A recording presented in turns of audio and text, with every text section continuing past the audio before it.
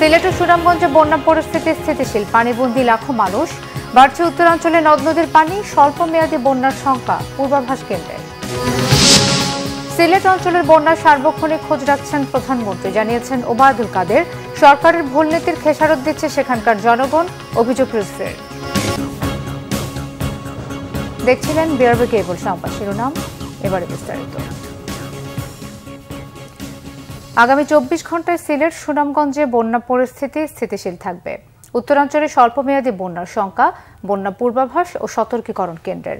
এদিকে কুড়িগ্রামে 16টি নদ নদীর পানি বৃদ্ধি অব্যাহত থাকায় 2 উপজেলার শতাধিক পরিবারের মানুষ পানিবন্দী। অন্যদিকে লালমনিরহাট ও রংপুরের নিচু অঞ্চলগুলো পানিতে তলিয়ে গেছে। রংপুরের কাউনিয়া পয়েন্টে পানি বেড়ে উপজেলার তিস্তা নদীর ডান ও বাম তীরে ভাঙন দেখা দিয়েছে। বিস্তারিত ডেস্ক রিপোর্টে। সিলেটে 24 ঘন্টায় 110 মিলিমিটার বৃষ্টিপাত হয়েছে।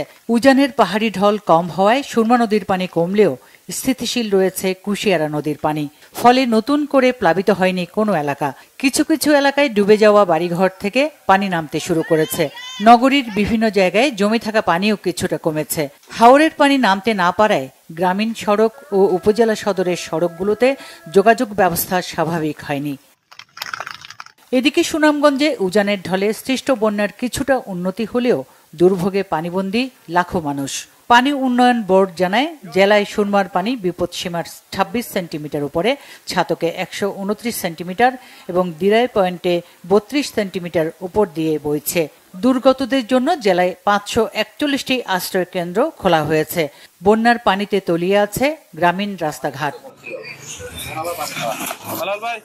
অন্যদিকে উজানের ঢল ও ভারী বৃষ্টিতে বিপদসীমা ছুঁই ছুঁই উত্তরের তিস্তা নদী।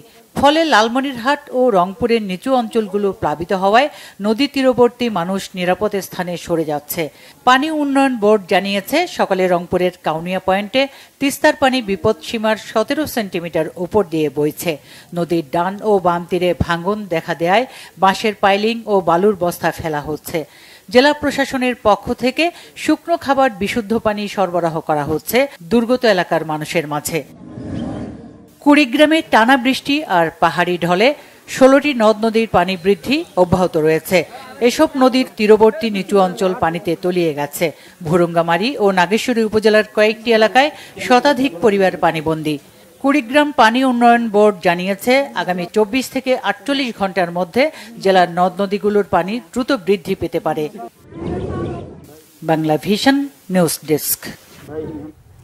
সিলেট অঞ্চলের বন্যা পরিস্থিতি সার্বক্ষণিক খোঁজ খবর রাখছেন প্রধানমন্ত্রী শেখ হাসিনা, জানিয়েছেন আওয়ামী লীগের সাধারণ সম্পাদক ওবায়দুল কাদের। তিনি জানান, পানিবন্দী দুর্গতদের উদ্ধার এবং ত্রাণ তৎপরতা চালাতে আওয়ামী লীগ নেতাকর্মীদের নির্দেশও দিয়েছেন প্রধানমন্ত্রী।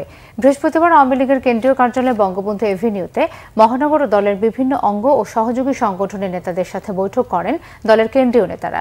এরপর সংবাদ সম্মেলনে একথা বলেন ওবায়দুল কাদের। দলের হীরক জয়ন্তী উপলক্ষে শোভাযাত্রা, নাগরিক সমাবেশ, দেশব্যাপী বৃক্ষরোপণ অভিযান সহ নানান কর্মসূচি ঘোষণা করেন তিনি।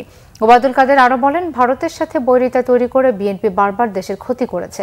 জাতীয় স্বার্থ বিকিয়ে নয়, পারস্পরিক সম্মান, সুসম্পর্কের দ্বারা আলোচনার মাধ্যমে সব সমস্যার সমাধান করে আওয়ামী লীগ।